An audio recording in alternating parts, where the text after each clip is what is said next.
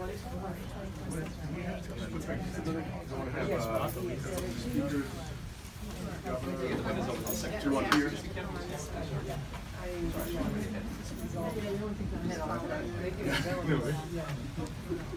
Sutters, Andrew. You got everybody?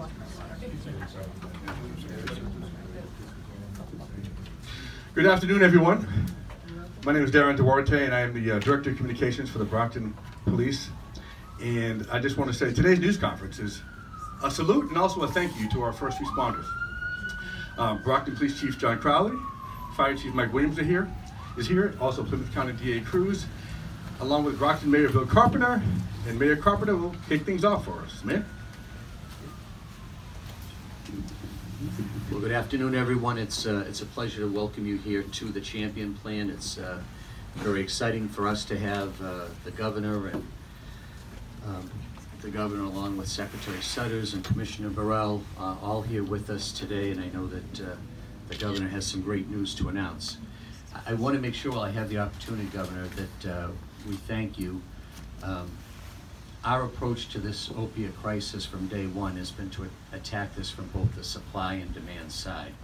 And today we'll spend a lot of time talking about saving lives and compassionate help and support for people that are struggling with addiction. But we are still equally committed to getting drug dealers off the streets of our city.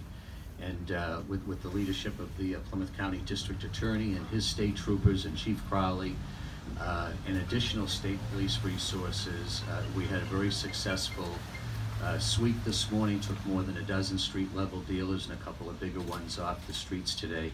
So I want to thank you for that help from the state police and the district attorney that made that possible. So in talking about naloxone, back in 2014, one of the first things we did in our administration was ask all first responders to carry naloxone. So since early in 2014, every first responder in the city of Brockton has been equipped with naloxone. To get an idea of the impact, just last year, just in 2017, our first responders responded to 759 confirmed overdoses where there was a victim present when they arrived. And out of those 759 responses, 447 times they administered life-saving naloxone. 447 naloxone saves by first responders in just 1 year. And so the support from the state in helping us to be able to afford to continue to bring that type of first response and save lives. And one thing we've seen here with the Champion Plan is that many of those folks that in the last 4 years whose lives have been saved with naloxone have made it here to treatment, and many of them are living in recovery today. So we never give up, and we don't view multiple trips through the Champion Plan to be a problem. We think it's just getting us closer to success, and we have a lot of folks that can explain that. The Champion Plan, our version of police-assisted recovery here, just a little over 2 years in business now, and we are well over 900 placements into treatment, somewhere in the neighborhood of close to 600 unique individuals, and that's from starting with just a couple volunteers upstairs to today having the space and a paid director and paid staff. So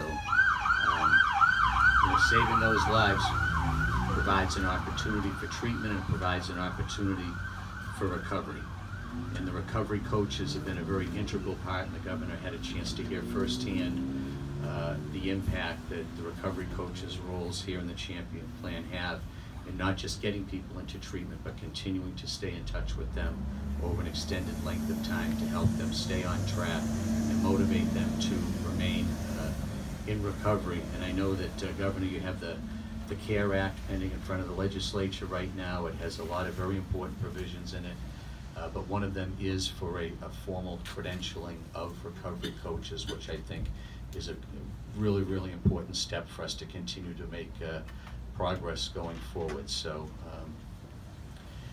my one final comment for you, Governor, the impact of naloxone, not just in saving lives, but when you think about the first responders in this room that are out there saving lives with naloxone every day, and the work that's being done in the Champion Plan, police-assisted recovery where, you know, nearly 1,000 folks have walked into the police station in the last 2 years asking for help and not being afraid to walk in there.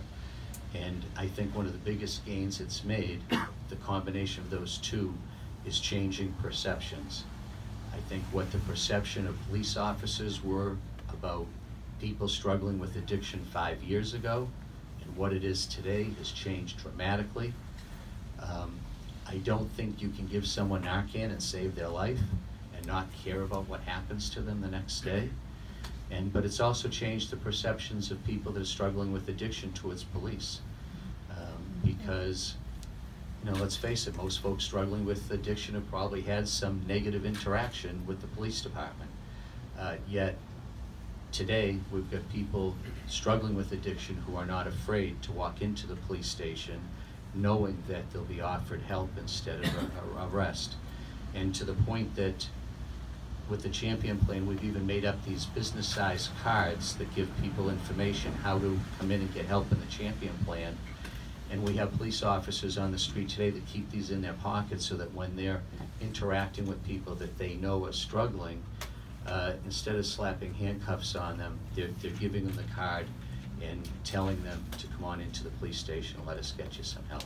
So I think all of that does show progress, as discouraged as we may get from time to time when we have a bad day or we have a tragedy.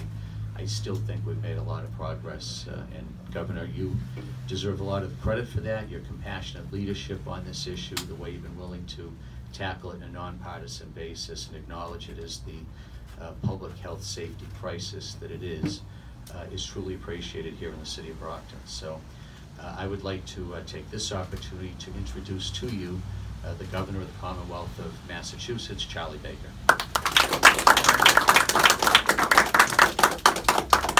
Thank you, Mr. Mayor. Let me just start, first of all, by thanking you for serving on our task force and representing the voice of so many community leaders around the Commonwealth as part of the really important work that you did with that group to put together our prevention, education, treatment, and recovery strategy, which eventually led to our groundbreaking legislation and the program we've been implementing for the last 4 years, many elements of which have been adopted by and implemented by leaders in other states and in other communities. We also were the home of the first police-assisted recovery program, which was up in Gloucester. And at this point in time, there are police-assisted recovery programs going on in more than 30 states. They meet on a fairly regular basis at various places around the country. Every once in a while, they all get together to talk about best practices and what's working and what's not. And it's pretty clear that first responders have become, in many cases, not just lifesavers in the particular moment associated with the administration of naloxone, but have in many cases become the front door and the pathway for people to treatment, which is an extraordinary change from the way people thought about and dealt with this issue as recently as 5 years ago. And I do want to thank your colleagues from Taunton and your colleagues from Fall River and New Bedford who are here with us today, who have been working this issue hard in their communities as well. This is a team effort. It's an all-hands-on-deck issue. And as I said on the day we signed that original legislation 3 years ago, that we didn't get into this terrible place overnight. It took over a decade to get to the point where we were dealing with the kind of raging public health crisis that this issue had become, and we weren't going to get out of it overnight either, despite the best efforts of so many. But I will say that for the first time in over a decade, Massachusetts saw a drop in overdose deaths, a drop in prescriptions, opioid prescriptions, and a leveling out of overdoses generally. We're one of the very few states that could make that claim. And that, while it represents positive progress and certainly a move in a different direction than the one we had seen for literally years and years before that, we still have a very long way to go to deal with this addiction crisis and this opioid epidemic. And it's important that we continue to invest aggressively in programs and services that can help us stem the tide. And so we're here today for two reasons. The first is to once again urge the legislature to act on the CARE Act, which is the legislation we put before them last fall that does a number of things to build on the success of our original opioid legislation. But among other things, as the mayor pointed out, creates a bona fide certified credentialing program for recovery coaches here in Massachusetts. We've done some demonstration work and some piloting work with recovery coaches on our own. It's turned out to be an incredibly powerful way to both help people get into treatment, and once they get into treatment, to stay into treatment. And we would like to see it become sort of a fundamental building block of what we do with respect to dealing with treatment and recovery.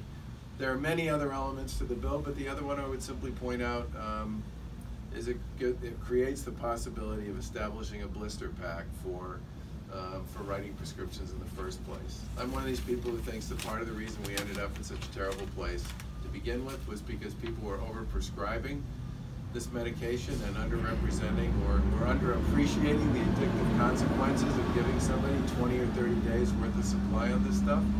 But I think part of the reason they did that was because there was no vehicle to give somebody the 2 or 3 pills that maybe they needed and no more during the original incident. And that's because we don't have a vehicle to do that. This legislation would make it possible for us to put together a group to establish a blister pack, which I think would, for many, many, many short-term pain situations, would be a far preferable way of dealing with this than simply giving somebody a 15 or 20-day supply. There's still way too much of that going on in the healthcare community generally, despite the progress that we've made. And that has to be part of how we think about this issue going forward. But in addition to that, we need to continue to do everything we can on the ground to ensure that people, when they do overdose, those who are there first, which more often than not are members of our first responder community, have access to the tools and the equipment that they need to make sure they can save a life. You can't get somebody into treatment if you can't save their life. And that's what today's announcement's about. And I'm going to defer to Health and Human Service Secretary Mary